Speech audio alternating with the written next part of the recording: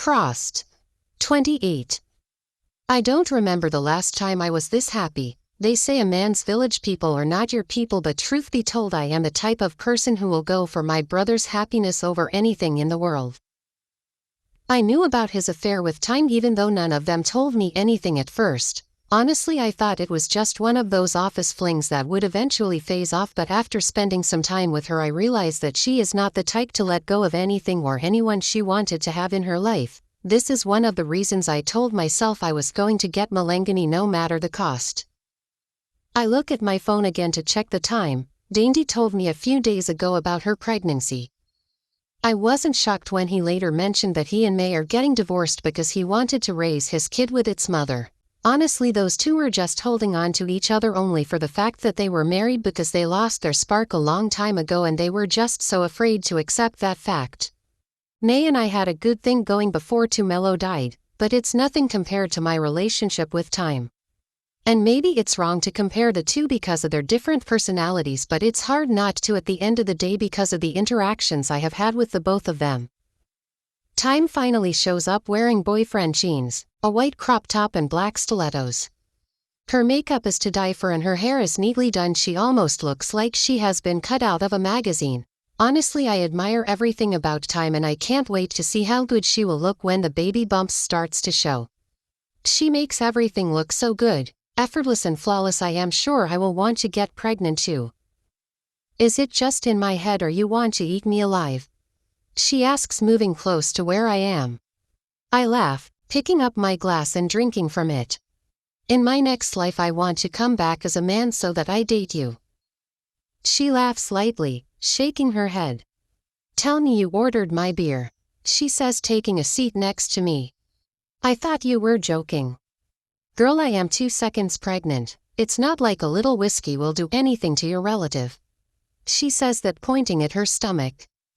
I laugh even though I make a mentor note to tell Dainty, I am not a doctor, but the few knowledge I have doesn't involve a pregnant woman drinking alcohol.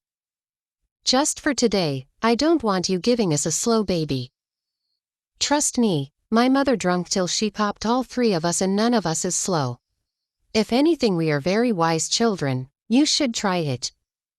I crack at how she says it. The waiter has come and taken her order. She is going to drink Jägermeister and have some barbecue wings to go with it. I am drinking a mojito with extra tequila shots. Tell me how it is going with you and lover boy. I laugh. And I wish it was that easy. Thyme. Mhlangani is one of the most difficult men I have ever met. I can't seem to get to him. It's like he has built this wall around him so high it's hard to get through. All men are like that until they are sweating under you. The waiter brings her drink and she downs the first 2 shots. Bring me a bottle please, these shots won't do much.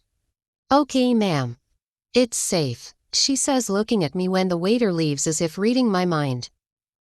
Mhlangani doesn't look like that type of man. She scoffs. What? Which man doesn't love sex? My dear, all men will melt when you give them some good sex. The work comes in afterwards because you either continue playing your cards right so that he keeps coming back or he leaves you feeling like you were just there for the sex. I am tempted to ask if that is what she did to Dainty, but I don't want to ruin my moment. I am learning the ropes. I don't want her to stop talking. Mhlangani has money. He is focused. He has a kid so you don't have to worry about your eggs, and yes, he might look organized and all, but trust me, there is no man that doesn't want a good lay. If he is as good of a man as you describe him to be, then he doesn't do one-night stands. What that means is that he probably hasn't had sex in a while. That is where you come in. But won't I be selling myself to him, or won't he look at me like a whore? The end justifies the means, and there is no man who doesn't want a whore. Thyme. She pours herself 2 more shots.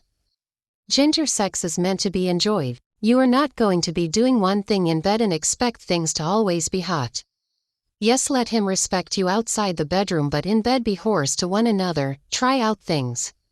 If his heart won't be lured, at least his organs will be, and trust me, these organs can make him stay even when his heart doesn't want. You have tried being this nice girl. How about try out a different method? She asks, downing 2 more shots. Take it easy on those. I say, getting worried. What are you? My mother. Or maybe my elder wife.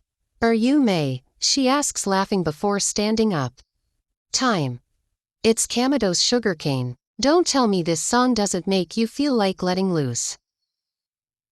I wake up with tears rolling down my eyes. It was a dream, yes, but I was reliving our evening and I can't fill this void in my heart, wishing I should have done something to dodge her death. Your friend and author, Winnie. Hibiscus.